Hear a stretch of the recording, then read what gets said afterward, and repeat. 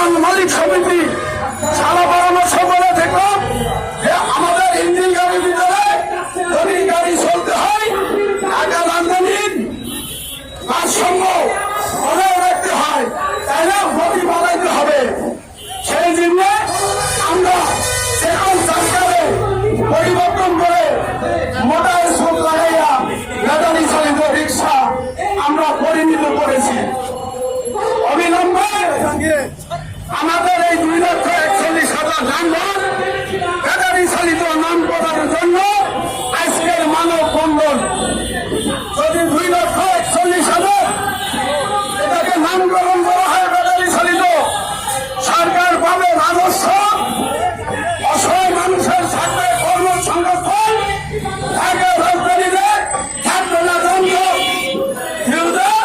নামে বেরোবে এখন ব্যাটারি চালিত রিক্সা সৃষ্টি হইতেছে।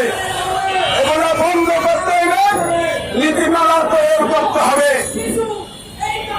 গণপরিবর্তন সরকারকে অভিনন্দন জানাই যে আমাদের 2,41,000 চালিত রিক্সাকে ব্যাটারি চালিত নামকরণ করে থাকবে না ঢাকা রাজধানীতে যানজট, সরকার পাবে রাজস্ব, অসহায় মানুষের থাকবে কর্মসংস্থান এবং